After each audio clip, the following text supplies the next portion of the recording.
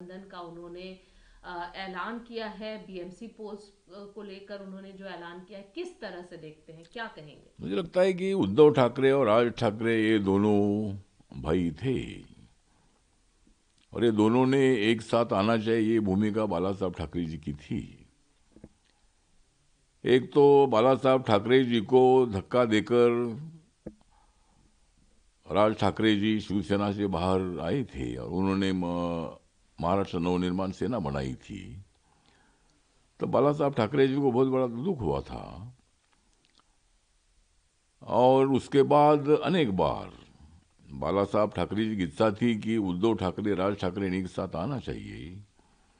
तब ना उद्धव ने माना था ना राज ने माना था, दोनों भी एक साथ नहीं आए। बाला साहब चले गए और अभी राजनीति के लिए दोनों भाई एक साथ आए हैं। हमारी उनको हार्दिक बधाई है। राजनीति में कौन किसके साथ जाएगा वो हर एक को अधिकार है लोकतंत्र में। लेकिन मेरा मानना यह है कि जिस तरह उद्धव ठाकरे राज ठाकरे एक साथ अभी तो अधिकृत तो आए हैं, लेकिन जो हमारे म्यूनिसिपालिटी के चुनाव हुए, म्यूनिसिपालिटी के चुनाव में हमारी महायुति जो है, बीजेपी, शिवसेना, राष्ट्रवादी कांग्रेस और आरपीआई, हम सब लोग इसके साथ हम एक दूसरे के खिलाफ हम लड़े। कहाँ हम एक साथ थे, कहाँ नहीं थे। उसके बावजूद भी सबसे ज़्यादा सीटें हमारे महायुति को मिली है और उद्धव ठाकरे राज ठाकरे का नाम भी मतलब उस चुनाव में नहीं था। अभी मुंबई को ध्यान में रखते हुए उद्धव ठाकरे राज ठाकरे एक साथ आए हैं, तो मुझे लगता है कि मुंबई में 40% मराठी वोटर्स है, 60% नॉन मराठी वोटर्स है और मराठी वोटर्स सभी उद्धव ठाकरे राज ठाकरे के अलायंस को वोटिंग करेगा ऐसा बिल्कुल नहीं है। तो हमारे महायुति को भी 50% मराठी वोट मिल सकता है, कांग्रेस पार्टी को मिल सकता है और बाकी का वोट उद्धव ठाकरे राज ठाकरे को मिलेगा। तो इसीलिए मुझे लगता है कि दोनों एक साथ आने से महाराष्ट्र की राजनीति में बिल्कुल फर्क नहीं पड़ेगा। ये दोनों एक साथ स्वार्थ के लिए आए हैं, लेकिन इस वक्त मुंबई का मेयर हमारा महायुति का होगा और हम महायुति के माध्यम से बीजेपी, शिवसेना, आरपीआई हम एक साथ लड़ रहे हैं और मुंबई का महापौर महायुति का होगा। उद्धव ठाकरे राज ठाकरे का बिल्कुल नहीं होगा। तो आपको क्या लग रहा है सर, ये स्वार्थ नीति है, राजा वो एकजुट हो गए हैं, पारिवारिक सामंजस्यता देख सकते हैं? क्योंकि संजय राउत बोल रहे हैं कि पॉलिटिक्स एक बिजनेस है, नंबर का गेम है और ये है, लेकिन यहाँ पर बात परिवार की है। परिवार एक हुए हैं और हमने तो कांग्रेस को कई बार बोला था कि इन सबको एक हो जाने दो, तभी हम लोग मतलब एक हो जाए, तभी हम बीजेपी को भी हरा सकते हैं। मुझे लगता है कि बीजेपी को हराना इतनी आसान बात नहीं है। जब तक मैं बीजेपी के साथ हूँ तब तक उनको हराना इतना संभव नहीं है। और महाराष्ट्र की राजनीति ऐसी है कि मेरे पार्टी के कितने एमएलए, कितने एमपी है, कितने कारपोरेटर है, इससे भी ज़्यादा मेरे साथ लोग कितने हैं। मैं जिस पार्टी के साथ रहा उनको तो सत्ता मिली। जब मैं कांग्रेस और एनसीपी के साथ में रहा उनको महाराष्ट्र की सत्ता मिली। जब मैं बीजेपी और शिवसेना के साथ आया तब उनको महाराष्ट्र की सत्ता मिली। तो महाराष्ट्र के राजनीति में जहां मैं जाता हूं उनको सत्ता मिलती है। तो इसलिए उद्धव ठाकरे राज ठाकरे स्वार्थ के लिए एक साथ आए हैं, दो परिवार एक साथ आए, अच्छी बात है, लेकिन उनको इतनी सफलता मिलेगी नहीं।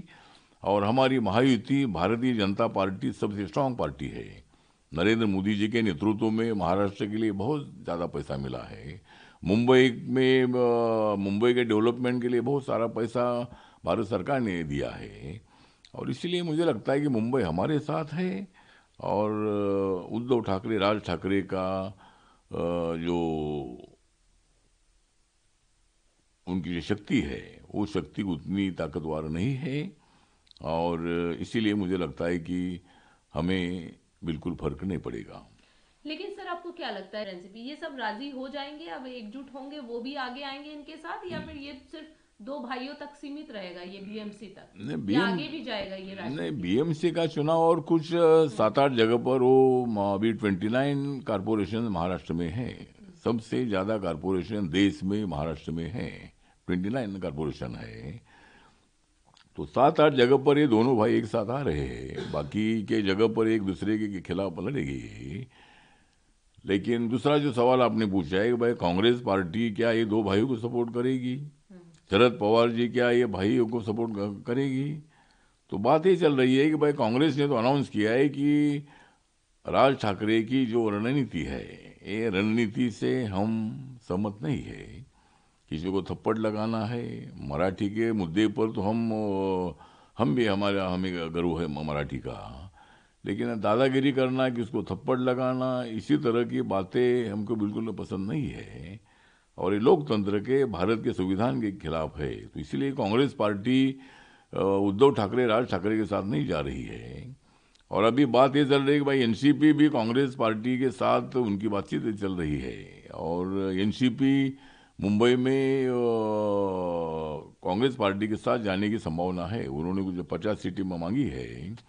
तो ये दो भाई अलग अलग लड़ेंगे और इनको लगा था कि हमको ये मिलेगा वो मिलेगा। अभी म्यूनसिपालिटी के चुनाव में तो उनका नाम भी नहीं है। तो इसीलिए मुझे लगता है कि दो भाई का कुछ जहाँ मराठी वोट ज़्यादा है वहाँ कुछ सीटें आ सकती है, कुछ भी आएगी नहीं ऐसा नहीं है।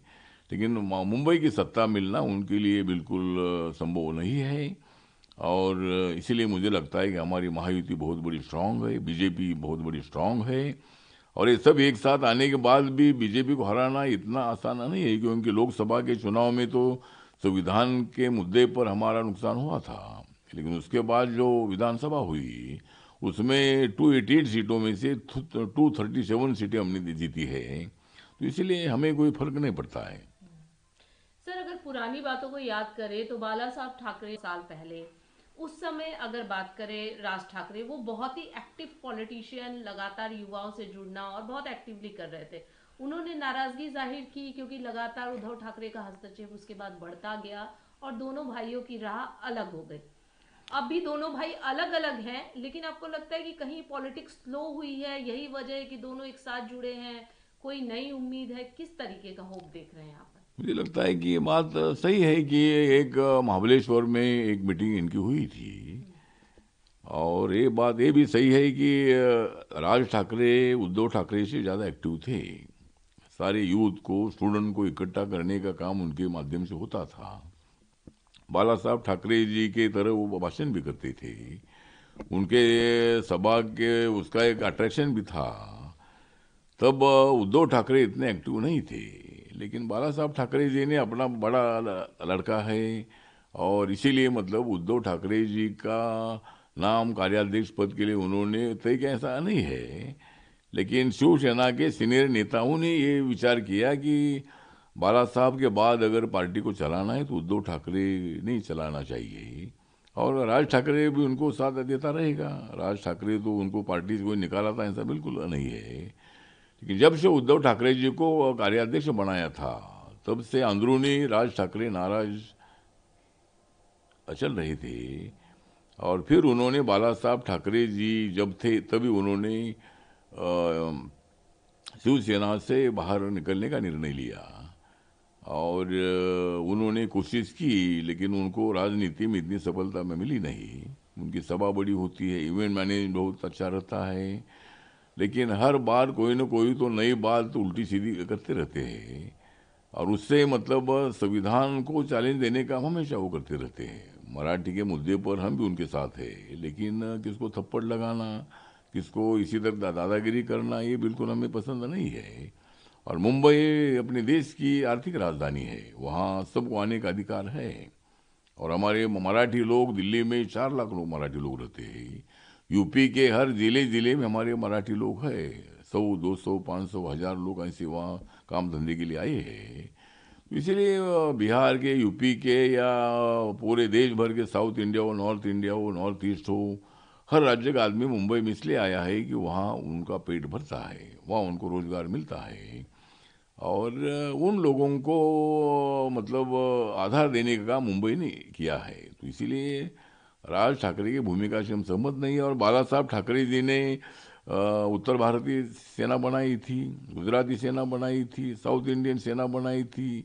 बाला साहब ठाकरे जी मुस्लिम लोगों को ये बताते थे कि भाई मैं वो मुस्लिमों का विरोध करता हूँ जो मुसलमान आतंकवादी है, जो मुसलमान पाकिस्तान को सपोर्ट करता है, उनका मैं कड़ा विरोध करता हूँ। लेकिन देश पर प्रेम करने वाले मुसलमानों का मैं विरोध नहीं करता हूँ। और बाला साहब ठाकरे जी को मुसलमान भी बहुत अच्छी ढंग से सपोर्ट करते थे। अभी उद्धव ठाकरे राज ठाकरे के साथ जाने के बाद वो मुसलमान उनको सपोर्ट बिल्कुल नहीं करेगी, और हुटों में और भी ज़्यादा बंटवारा हो जाएगा। और हमारे महायुति का रास्ता पूरा साफ हो चुका है, क्योंकि कांग्रेस अलग लड़ रही है, ये दोनों भाई अलग लड़ रहे हैं, और हम लोग तो मतलब बीजेपी, शिवसेना, एकनाथ शिंदे जी की आरपीआई हम एक साथ आए हैं, और राष्ट्रवादी कांग्रेस को भी साथ में लेने का चल रहा है। तो मुंबई में हम सब लोग एक साथ राष्ट्रवादी रहेंगे। कांग्रेस साथ आएंगे सर आप लोग एनसीपी? हाँ, मतलब आ सकती है, क्योंकि पुणे में थोड़ा उनकी ताकत ज़्यादा है, तो इसीलिए मतलब उनको इंडिपेंडेंट लड़ने का पूरा अधिकार उनको दे। अधिकार मतलब वो अजीत दादा पवार जी अलग अलग रहे हैं, लेकिन अजीत दादा पवार का गुट अगर शरद पवार जी गुट के साथ जाता है तो ये बात अच्छी नहीं है, क्योंकि हमारी भी पार्टी है, मेरी पार्टी है। अगर मेरी पार्टी को महायुति के बीजेपी ने या शिवसेना ने कुछ सीट नहीं दिया तो मैं कांग्रेस के साथ जाना बिल्कुल ठीक नहीं है। उसी तरह अजीत दादा ने शरद पवार के साथ नहीं जाना चाहिए, और शरद पवार साहब ने भी अजीत दादा का सपोर्ट बिल्कुल नहीं लेना चाहिए। लेकिन ये दोनों पुणे में और कुछ जगह पर एक साथ आ रहे हैं, इसी चर्चा है, अभी देखते क्या होता है। लेकिन इसी तरह का अलायंस होना बिल्कुल ठीक नहीं है।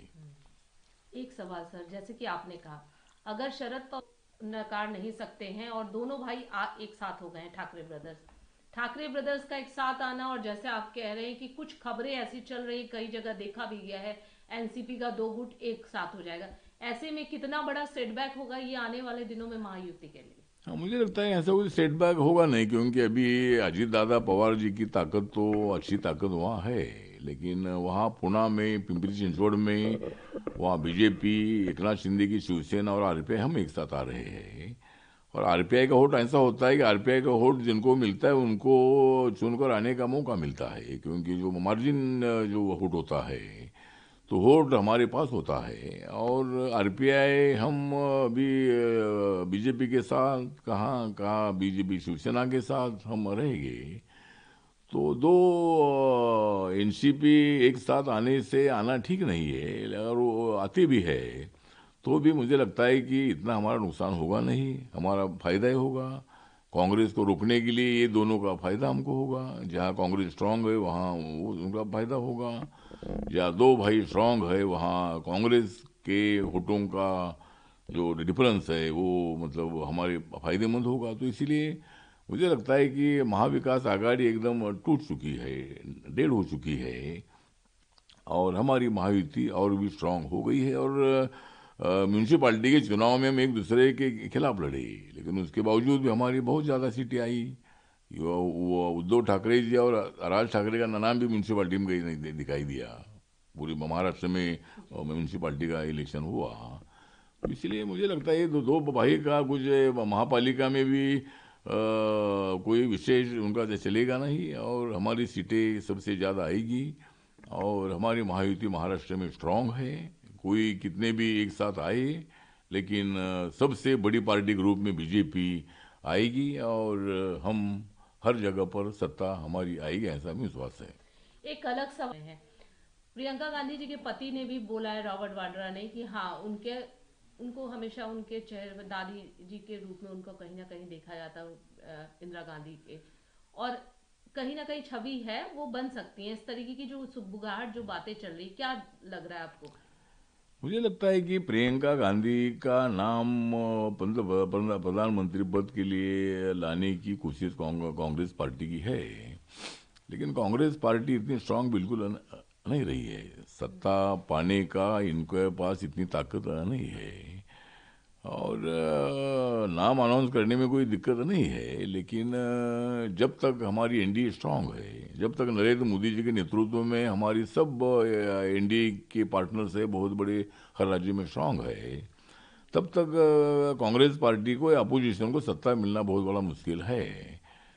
और कांग्रेस पार्टी नेशनल पार्टी के रूप में है, उनको इस वक्त ज़्यादा सीटें मिली है, इन 29 में कांग्रेस पार्टी का जनाधार और भी डाउन हो जाएगा। कांग्रेस पार्टी को 99 सीट इसलिए मिली थी कि संविधान ये लोग बदल सकते हैं, ऐसा विश्वास उनके मन में पैदा करने का काम कांग्रेस पार्टी ने, राहुल गांधी ने किया था। और ऑल अपोजिशन एक साथ आकर हम मोदी जी को हराएंगे, इसी तरह वो एकदम एक साथ आकर उन्होंने प्रचार किया था। इसका हमको नुकसान हुआ। लेकिन सर, राहुल गांधी को प्रधानमंत्री फेस कहते हैं, अभी कुछ लोग को नहीं लग रहा है कि भाई का नाम आता है, मुझे अमित शाह लगता है कि बहन अभी का नाम आ रहा है। नहीं, अभी नाम तो ऐसा आएगा, लेकिन अभी वो पार्टी की तरफ से नाम आएगा, लेकिन उसको ममता जी नहीं सपोर्ट करेगी, उसको और भी जो पार्टियां डीडीएम के नहीं सपोर्ट करेगी, और भी जो पार्टियां उनके साथ वो भी नहीं सपोर्ट करेगी। तो मुझे लगता है कि प्रियंका गांधी के नाम को या राहुल गांधी के नाम को भी कोई सपोर्ट करने का विषय नहीं है। तो इसीलिए मुझे लगता है कि जब ऐसा मौका इतनी जल्दी आएगा, ऐसा हमको लगता नहीं है। कांग्रेस पार्टी का जनाधार डाउन होता जा रहा है, और संविधान के मुद्दे पर कांग्रेस पार्टी को 99 सीटें मिली, अभी अगली बार उससे आधी सीटें कम हो सकती है। तो इसीलिए मुझे लगता है कि ठीक बात है, वो तो या राहुल गांधी को बाईपास करके प्रियंका गांधी का नाम अगर कुछ लोग ला रहे, तो हमको मालूम नहीं इसके बारे में क्या उनका स्ट्रैटेजी है। दोनों भाई एक साथ आ गए हैं, इस पर क्या कुछ कहेंगे? हाँ, उद्धव ठाकरे आणि राज ठाकरे हे दोन भाऊ एकत्र आलेले आहेत. मला असं वाटतं की आदरणीय बाळासाहेब ठाकरे असताना त्या दोघांनी एकत्र यायला हवं होतं. त्यावेळेला उद्धव ठाकरेंनी ऐकलं नाही आणि राज ठाकरेंनी ऐकलं नाही. पण आता मुंबईची जी महानगरपालिका आहे, ही महापालिका जिंकण्यासाठी हे दोन भाऊ एकत्र आलेले आहेत, आणि आता या दोन भावांची ताकद क्षीण झालेली आहे.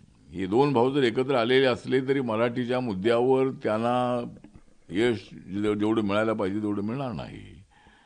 कारण मराठी मतदार हे महायुतीसोबत सुद्धा आहेत, मराठी मतदार हे काँग्रेससोबतही आहेत, मराठी मतदार शरद पवारांच्या सोबतही आहेत. त्यामुळं सगळीच मराठी मतं या दोघांना मिळतील असं अजिबात नाही.